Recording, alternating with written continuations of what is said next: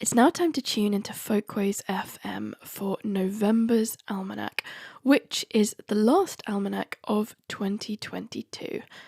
In the coming weeks, the ship is coming in for the winter, where the staff will recover and regroup before their next voyage around these isles. The show is currently, however, being broadcast from somewhere near the village of Bowness-on-Solway, if my information is correct. Staff have picked up a few shifts pulling pints and changing sheets at the King's Head, as well as hogging the pool table, so I've been told. So without further ado, let's try and pick them up. November, coming from Novem, you've guessed it, 9.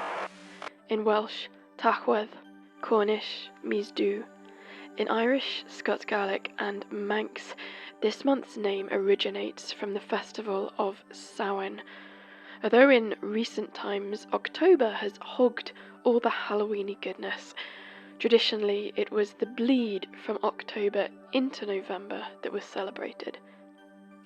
In Irish, November is Mina Sauna, which literally translates as the month of Samhain. Scots Gaelic in Savine. In Manx, Mihauna, this name also referencing the festival in the Manx language. The 31st of October to the 1st of November marks the date of what's said to be the oldest continuously existing tradition in the Isle of Man, Oihauna or Hop-tu-naa, which is the Manx equivalent of Halloween. I use the word equivalent, but it is not the same. There are some crucial differences.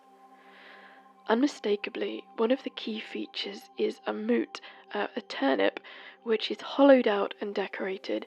There's also a range of popular folk songs with regional differences in both English and Manx. There's a traditional folk dance too that is still practiced across the island today, and there are some unusual customs and superstitions too. One of the biggest players on the island at this time of year must surely, however, be the song Hop-tu-naa. There are many different versions, including a somewhat simplified modern update.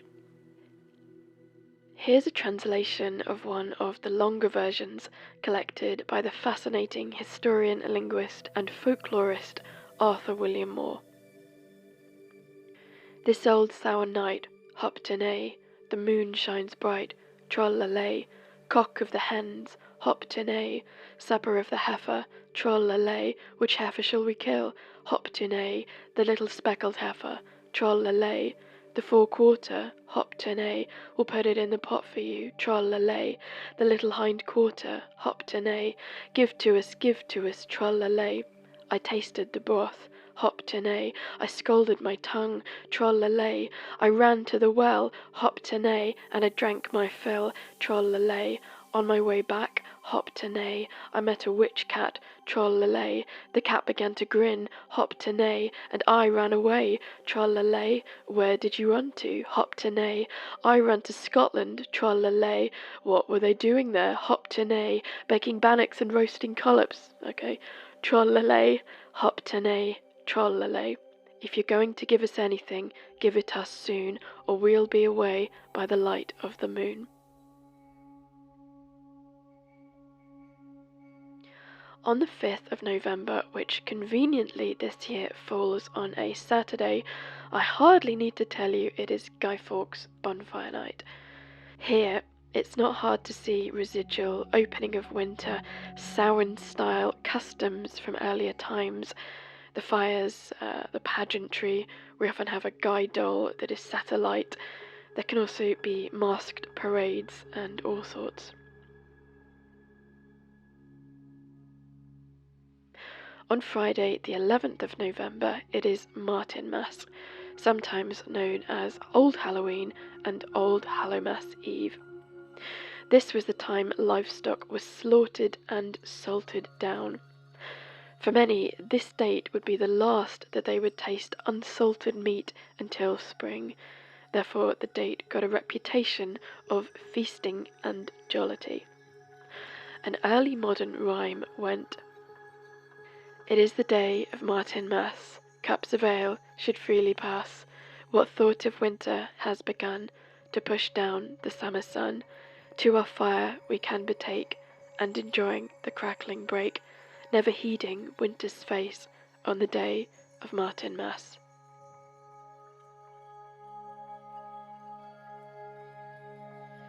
Primarily, these 3 dates of Halloween, Martinmas, and New Year's Eve have got a little cloudy in terms of their relationship with each other.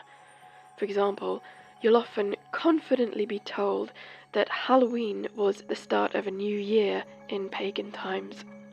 However, it's a little more complicated, as Professor Ronald Hutton makes clear in Stations of the Sun, and we should be cautious before putting a full stop at the end of that statement. It does, however, make sense in terms of the style of celebration that there would at least be some overlap between festivals in the darker half of the year.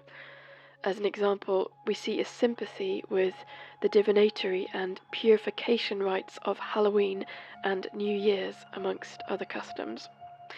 The bringing of light, whether from behind a pumpkin, turnip, or town fire, the preoccupation with darkness and cold, and the difficulty this brings directly to your door, both health-wise and also in terms of malign or evil influences that seem to be exaggerated in the dark that starts sweeping in earlier each afternoon.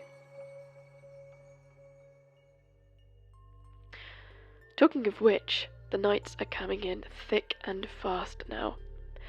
On the 1st of November, if you woke up in Galway, you saw the sun rising at 7:34 and setting at 17:04. Glasgow, the sun rose at 7:23 and it set at 16:37. Oh dear. And Guildford, the sun rose at 6:54 and it set at 16:36. Shortly after the first quarter of the moon on November the 1st, our satellite passes Saturn. On November the 4th, it is close to Jupiter, so do look up at the skies and see if you can spot some of Earth's associates next to our satellite. The moon is full on Tuesday the 8th of November, known as the darkest depths moon and the morning moon, MOUR. However, it should be noted there will be a total lunar eclipse on the 8th, the date of the moon at its fattest. The moon is new again on Wednesday the 23rd of November. Look out for the Leonids during the 6th to the 30th of November, which peak around the 17th to the 18th. The shower has shown remarkable activity during previous years. These meteors are the fastest shower meteors recorded, about 70 kilometers per second, and often leave persistent trains. For foraging, we want to make the most of it before the first frosts arrive and kill most fruiting bodies. The beginning of November, however, is still a great time. You'll find bluets and waxcaps in the shroom department, as well as sloes, haws, rosehips, and crabapples that can still be found. In coniferous forests, you have a bit more time as there's little leaf fall and frost protection maintains.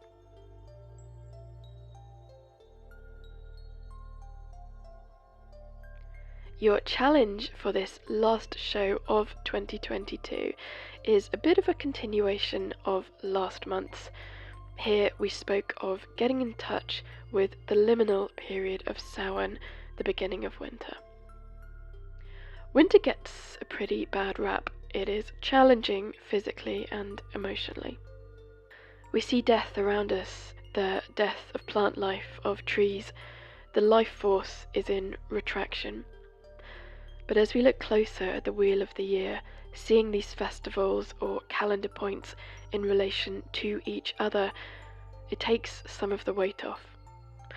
We realise, as obvious as it sounds, for the rushing in of the life force on May the 1st to occur, the rushing out at All Hallows, and all that ensues from there must too. The leaves that are now falling will provide the nutrients the ground needs for spring, and it begins again. Being able to see both at once as we walk through increasingly barren lands helps some of the knots that can form around our heart in winter loosen just a bit. We see also what's evident in the landscape mirrored in our own lives too. We may want to slow down slightly, burrow away as we get cozy in the evenings, the exhale to the inhale. By holding these polarities at once, we're no longer passive and regretful, we are active participants in the colour, drama and glorious change of the world. This winter, enjoy your frosted walks to work or around your nearest park or woods. Though the scene in front of you is lying a little, there is no death here, really. The world is merely asleep, frozen in a fairy tale for a time as regeneration begins. Enjoy this strange, otherworldly landscape as the ground prepares to grow forth all that will feed you and be the backdrop to your many adventures in 2023. I'll catch you again out here on the water come springtime.